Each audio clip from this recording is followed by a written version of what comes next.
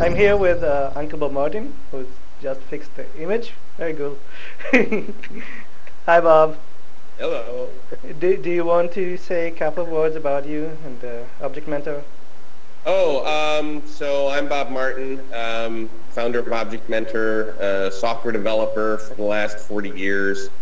Object Mentor is a company of very experienced consultants, and we help people get their software projects done around the world, usually in a management and process consulting way, although we all get our fingers on the keyboard and we code. Keyboard is cool. So you're talking a lot about craftsmanship. Can you tell us what you see as craftsmanship, and what do you think developers should be doing? Well, I've been involved with this craftsmanship idea for some time now. The basic idea is that for several decades, software developers have been laborers more than professionals, have not considered themselves to be professionals on the caliber of doctors or lawyers or architects. Rather, software developers have thought of themselves as a kind of blue-collar worker in some sense. And I think it's time for that to change. I think it's time for the software community itself to define what professionalism means, who we are as professionals, what our disciplines are, what our practices are, what our minimum set of standards are. A better way to say that is it's time for us to define what good programming is, and to demand that we work in environments and we create environments to work in where good programming is practiced. So doctors have guilds, something like that, and doctors have built their guilds without usually the workplace to push them in that direction. So do you think that software developers should come together and build their own guilds? Something like a guild is probably going to happen. You can see there are already organizations like the IEEE and there's a craftsmanship organization, and there's other organizations that are attempting to act as a guild. I don't know how successful that's going to be, but I think it's inevitable that guilds like that will happen, because they're already happening. Another possibility is the notion of schools of thought. Perhaps there will be particular teachers who will gather students around them, and those students will learn the ways of that teacher, and then they can go out into the industry and say, I'm a follower of teacher X, or I'm a follower of teacher Y, and that's why you should hire me. This is kind of like the martial arts model, or the musician model, for that matter. I used to play with Clapton, so you should hire me. That kind of thing. I don't know how it's all going to work out, and maybe we won't do what doctors and lawyers did. Doctors and lawyers went down a certain path, and they created a very high bar to leap over, pun intended. The medical community, for example, they created an education pathway that's really difficult to get through. And so by the time you're done with it, years and years and years go by, and by the time you're done with it, you've spent a lot of money, you've put in a lot of effort. Many people don't manage to get through it, and then finally they bless you and say, okay, you can be a doctor. I'm not sure that's what's going to happen for software developers. I don't think that the young person desiring to become a programmer is going to commit several $100,000 to their education and wait for 8 or 9 or 10 years before they are finally conferred the title of a beginning software developer. Not like a doctor in that sense.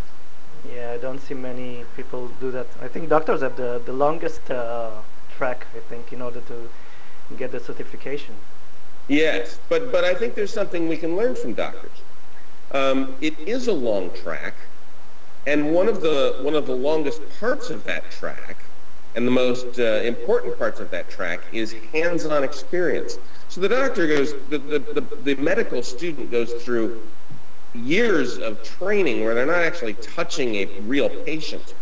But then they also go through this period of internship and residency where they are being guided by mentors, usually intolerant mentors that make them do menial work. But still, they are guided by mentors until eventually they have the skills they need. And this is something that we don't do enough of in the software community. In our world, in our software community, we hire people, usually right out of college, and we expect them to know what to do. And we throw them in a room, and we throw meat in, and we expect code to come out.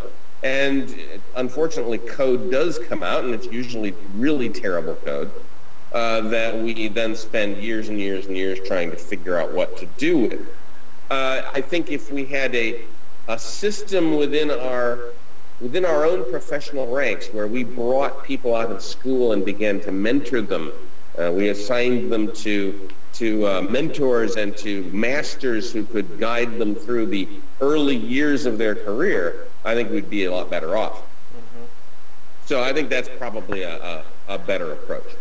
Okay. Do you think that organizations have a responsibility to train, to develop craftsmanship within them? I think in each company who has software developers working for it, I should take on the responsibility of training their own new hires. So as they're bringing people on board, they're the ones that should say, okay, here's the masters in our organization. Let's tie the new incoming candidates to those masters and start them on their process.